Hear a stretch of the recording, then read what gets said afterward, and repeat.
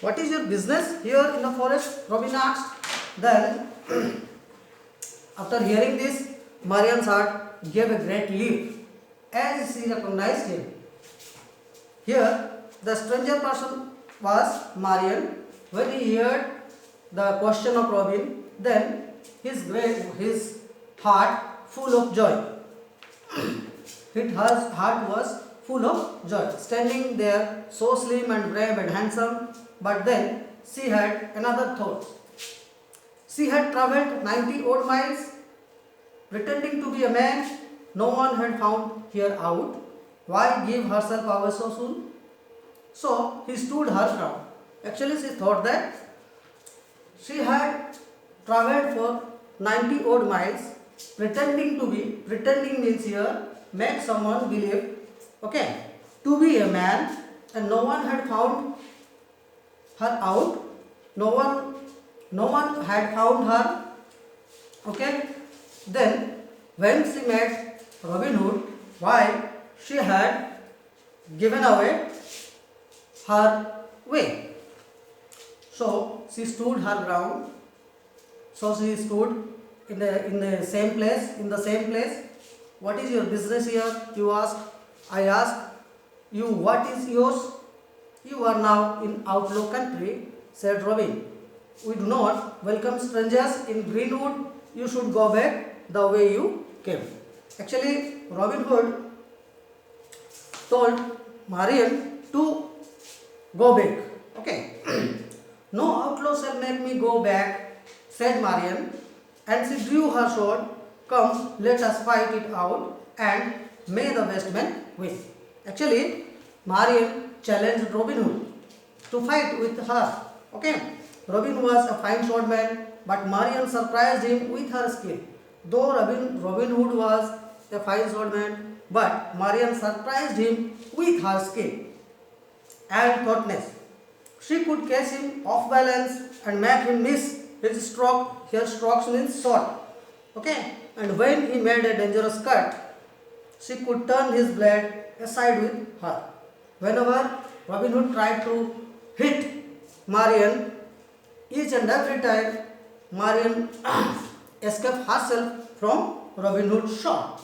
Okay, best trick of all, she twice changed hands, fought with him left to right like boxers sometimes do. But at last Robin began to wear her down. Now he must surely win. But then she saw her chance. Behind him was a chestnut tree with a root sticking out of the ground in a short loop. Most swordmen were careful to see that all was clear behind them, but this time Robin Hood had forgotten. Actually, there were some roots sticking out or sticking out from the ground, and suddenly Robin Hood tracked with the roots. With the last great effort, Marian attacked and drove him backward into the trap. Actually, Marian fought in such a way that she drove Robin Hood backward to the trap. Okay. His foot caught in the root. His sword flew out, thrown away. That means on his hand, on his hand, and down he went, head over heels in the bracken. Here, bracken means a large fern, a kind of tree, a kind of plants. Okay. In a moment, Marian's sword was at his throat when Robin fell down. Marian pointed to her sword to Robin's throat. Robin tried to reach for his horn, but she planted her foot on it and held it fast, then slashed its coat and bending down picked up the horn herself. Actually, when Robin fell down and Robin tried to catch his horn means here trumpet or a musical instrument, but Marian put her foot on that horn. Okay.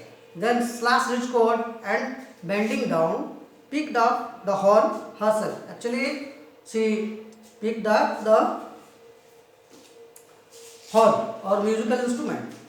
Now, fellow, she said, get up and tramp.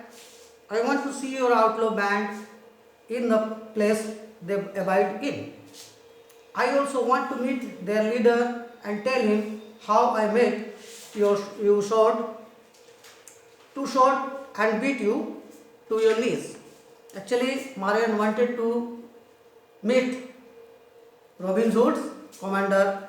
Okay, as she had won the fighting. There was no way Robin could get out of it. He had to obey. Scrambling to his feet, he stood there helpless and feeling rather foolish. Actually, after hearing this, Robin felt very foolish and helpless, and he had to obey the rules of Marian because he was defeated by Marian. Now put your hand off, about face and march, said Marian. Try any tricks with me and you will get this blade between your shoulders. What of my sword? Asked Robin. Then Marian said, I will take care of that. Then picking it up herself. Okay? It was comical to see Robin returning to camp as a prisoner, but what followed was more comical still. As the outlaws clustered round, Marian spoke out in a ringing voice, fetch me your leader, I have come to marry him. At this, the outlaws laughed. Our leader is no man, but the man who stands at your sword's point. Actually, all of the soldiers, outlaw soldiers or lawless soldiers, they thought that that Marian was a boy. But when hearing this, all the outlaws laughed. Okay, they said, the man who stands with you was not a girl, he was a boy and he was our commander. He was none, he was Robin Hood. Okay, the fellow lad asked Marian why he cannot even hold his own against a woman. Then she let out a peal of laughter and dropped her sword. I am no man as I appear, but Robin's pupil Marian. Okay, 3 years ago I vowed means I promised to wed him when the time was right. And with that she snatched off her cap and her hair fell tumbling. Okay, tumbling means here hanging over her shoulders, and she rushed into Robin's arm, hugging him and laughing and carrying by turns. Actually, when Marian came to know that Robin Hood was not a girl, he was a boy, or he was the commander of his outlaws army, she became very happy and wanted to marry him, as she had promised to Robin Hood. A few days later, Robin and Marian got married. So Marian came to the Greenwood. Greenwood means here forest, and the outlaws never got wearied of hearing how she fought the prince of outlaws, sword to sword, and how she made him eat. This much, and soon the question answer will be sent.